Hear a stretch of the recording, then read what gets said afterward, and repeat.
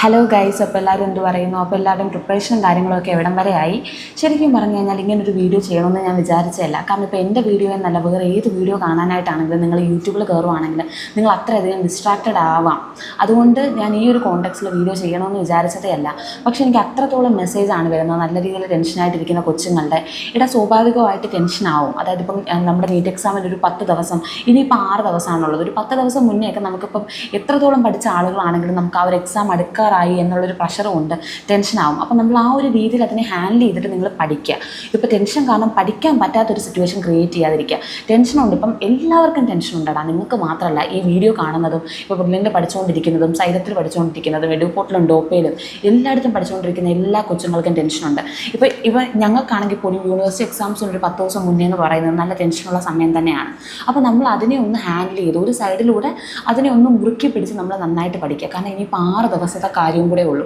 നിങ്ങളിപ്പോൾ ഒരു കൊല്ലം കഷ്ടപ്പെട്ട് പഠിച്ചു, നിങ്ങൾ ഒത്തിരി കാര്യങ്ങൾ നിങ്ങൾ വേണ്ടാന്ന് വെച്ചു, എന്നിട്ട് നിങ്ങളിങ്ങനെ കഷ്ടപ്പെട്ട് പഠിച്ചേക്കുന്ന ഈ മെയ് 4-നുള്ള നീറ്റ് എക്സാം എഴുതാൻ വേണ്ടിയിട്ടാണ്. അതിപ്പോൾ ഈ അവസാനം കൊണ്ട് നമുക്കൊരു കല ഉടച്ച് തീർക്കാനുള്ളതല്ല. നിങ്ങൾ ഇപ്പം നന്നായിട്ട് ടെൻഷൻ ആവുന്നുണ്ടെങ്കിൽ ഫ്രീക്വൻ്റ് ആയിട്ട് കുറച്ച് ഇൻ്റർവെല്ലൊക്കെ എടുക്കും. ഇപ്പോൾ 6 ദിവസമേ ഉള്ളൂ, നിങ്ങളത് ആലോചിക്കേണ്ട. 6 ദിവസമേ ഉള്ളൂ. പക്ഷെ നമുക്ക് ഒട്ടും പഠിക്കാൻ പറ്റാത്ത സാഹചര്യം ഉള്ളപ്പം 1 മണിക്കൂറോ 2 മണിക്കൂറോ ബ്രേക്ക് എടുക്കുന്നതുകൊണ്ട് പ്രശ്നമൊന്നുമില്ല. നിങ്ങളുടെ ഹെൽത്തിൽ വേണം നിങ്ങൾ ഏറ്റവും കൂടുതൽ ഫോക്കസ് ചെയ്യാൻ.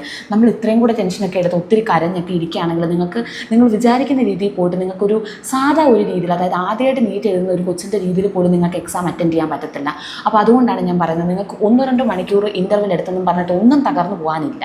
അപ്പോൾ നിങ്ങൾക്ക് അത്രയേറെ പ്രഷറും കാര്യങ്ങളും ഉണ്ടെങ്കിൽ നിങ്ങളൊന്ന് വെളിയിൽ പോകുക, അല്ലെങ്കിൽ ഒരു അമ്പലത്തിലോ പള്ളിയിലോ എവിടെയെങ്കിലുമൊക്കെ ഒന്ന് പോകും, ഒന്ന് മൈൻഡ് റിലാക്സ് ആവട്ടെ. അല്ലെങ്കിൽ ആ ഒരു മണിക്കൂർ, ആ ഒരു 2 മണിക്കൂറും കൂടെ ലാഭിച്ചിട്ട് നിങ്ങൾക്ക് പ്രത്യേകിച്ച് ഒന്നും കിട്ടാനില്ല.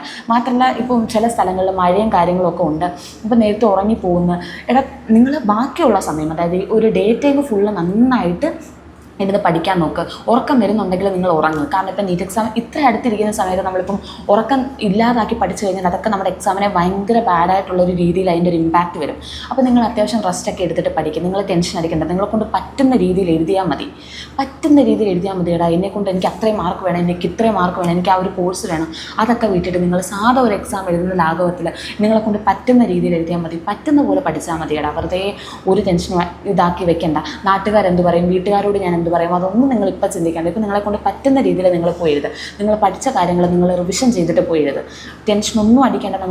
നമുക്ക് യോഗം ഉണ്ടെങ്കിൽ നമുക്ക് കിട്ടുവിടാ. ഇനിയിപ്പോൾ നിങ്ങൾ എത്ര പഠിച്ചിട്ടുണ്ടെങ്കിലും നമുക്ക് ആ ഒരു യോഗം ഉണ്ടെങ്കിൽ നമുക്ക് കിട്ടും. ഇപ്പോൾ പഠിച്ചിട്ടുണ്ടെങ്കിലും പഠിച്ചിട്ടില്ലെങ്കിലും അത്യാവശ്യം ആ ഒരു ലെവലിൽ നിങ്ങൾ പഠിച്ചിട്ടില്ലെങ്കിലും നിങ്ങൾ അറിയാവുന്ന കാര്യങ്ങൾ ചോദിച്ചു കഴിഞ്ഞാൽ തീരാവുന്ന പ്രശ്നമല്ലേ ഉള്ളൂ. ഇപ്പം എനിക്കതൊന്നും ഞാൻ അതൊന്നും പഠിച്ചില്ല, എനിക്കിതൊന്നും ഓർമ്മയില്ല. പക്ഷെ നിങ്ങൾ പഠിച്ചെടുത്തെന്ന് ചോദിച്ചു കഴിഞ്ഞാൽ തീരാവുന്ന പ്രശ്നമല്ലേ ഉള്ളൂ. നിങ്ങൾ ഹോപ്പ് ഫോർ ദ ബെസ്റ്റ്, അത് തന്നെ ഉള്ളൂ. നിങ്ങൾ പറ്റുന്ന രീതിയിൽ പോയി എഴുതിയാൽ മതി, പറ്റുന്ന പോലെ ചെയ്താൽ മതി. ഇപ്പോൾ തൽക്കാലം നല്ല രീതിയിൽ റെസ്റ്റൊക്കെ എടുത്ത് നാട്ടുകാരോട് എന്ത് പറയും, വീട്ടുകാരോട് എന്ത് പറയും, അതൊന്നും നിങ്ങളിപ്പോൾ ചിന്തിക്കേണ്ട. അതൊക്കെ ചിന്തിക്കാൻ നമുക്ക് ഒത്തിരി സമയമുണ്ട്. ഇപ്പോൾ നമ്മൾ പറയുന്ന മാർക്കാണ് നമ്മളുടെ മാർക്ക്. ഇപ്പോൾ നിങ്ങൾക്ക് ഇത്തിരി മാർക്ക് കുറവാണെങ്കിലും നിങ്ങൾ കൂട്ടി പറഞ്ഞെന്ന് പറഞ്ഞ് നിങ്ങളുടെ രജിസ്റ്റർ നമ്പറും നിങ്ങളുടെ ഡേറ്റ് ഓഫ് ബർത്തും ഒക്കെ കൊടുത്ത് അവർ സൈറ്റിൽ കയറി ലോഗിൻ ചെയ്ത് നിങ്ങളുടെ റിസൾട്ട് നോക്കാൻ പോകുന്നുണ്ടോ? അതൊന്നുമില്ല. നമ്മൾ പറയുന്നതാണ് നമ്മുടെ മാർക്ക് അവരോട്. അപ്പോൾ ആ ഒരു ഇതൊന്നും ടെൻഷൻ അടിക്കേണ്ടത്. നമ്മളുടെ വീട്ടുകാരാണ്, അവർക്ക് നമ്മളെ മനസ്സിലാക്കാൻ പറ്റും. വെറുതെ ഈ കുറേ പേര് എനിക്ക് ചേച്ചി സൂസൈഡ് ചെയ്യാൻ തോന്നുന്നു അങ്ങനത്തെ ഉള്ള രീതിയിലൊക്കെ മെസ്സേജ് ചെയ്യുന്നുണ്ട്. അതൊക്കെ വെറുതെയാണ് കേട്ടോ. ഈ 10-20 വയസ്സ് കൊണ്ട് നമുക്ക് എൻഡ് ചെയ്യാനുള്ളതല്ല നമ്മുടെ ലൈഫ്. ഇതിലും ബ്യൂട്ടിഫുൾ ആയിട്ടുള്ള എത്രയോ കാര്യങ്ങൾ മുന്നോട്ട് കിടപ്പുണ്ട്. ഇപ്പോൾ ഈ BDS എടുക്കുന്നവരും ആയുർവേദം എടുക്കുന്നവരും ഐസർ എടുക്കുന്നവരും ഐക്കർ എടുക്കുന്നവരും BSc നഴ്സിംഗ് എടുക്കുന്നവരും ഒക്കെ നീറ്റിന് വേണ്ടി പഠിച്ചവർ തന്നെയാണ്. നീറ്റിന് വേണ്ടിയിട്ട് MBBS പഠിച്ച് അത് കിട്ടാത്ത സാഹചര്യത്തിൽ പോയി ഈ ഓരോരോ കോഴ്സ് എടുക്കുന്നവരാണ്. അതാത് കോഴ്സിൽ ഇപ്പോൾ ഐക്കറിൽ ഇൻട്രസ്റ്റഡ് ആയിട്ട് പോയി എടുക്കുന്ന വളരെ കുറച്ച് പേരേ ഉള്ളൂ. ബാക്കി ഭൂരിഭാഗം പേരും ഇത് കിട്ടാത്ത സാഹചര്യത്തിൽ പോയി എടുക്കുന്നവരാണ്. അവരൊക്കെ ഇങ്ങനെ ചാവാനോ ഒക്കെ നടക്കുകയാണോ, മരിക്കാനോ ഒക്കെ നടക്കുകയാണോ? അല്ലല്ലോ. അപ്പോൾ നിങ്ങളെ കൊണ്ട് പറ്റുന്ന രീതിയിൽ പഠിച്ചാൽ മതി, പറ്റുന്ന രീതിയിൽ എഴുതിയാൽ മതി. അത്രയൊക്കെ മതി. അതിൻ്റെയൊക്കെ ആവശ്യമുള്ളൂ. അപ്പോൾ ഇപ്പം മനസ്സമാധാനമായിട്ടിരിക്കും, നന്നായിട്ട് വെള്ളം കുടിക്കുക, നന്നായിട്ട് ഉറങ്ങി, നിങ്ങളെ കൊണ്ട് പറ്റുന്ന രീതിയിൽ പഠിച്ച് റിവിഷൻ ചെയ്ത് പോയി എഴുത്. നമുക്ക് കിട്ടാൻ യോഗം ഉണ്ടെങ്കിൽ നമുക്ക് കിട്ടും. അപ്പോൾ അത്രേ ഉള്ളൂ.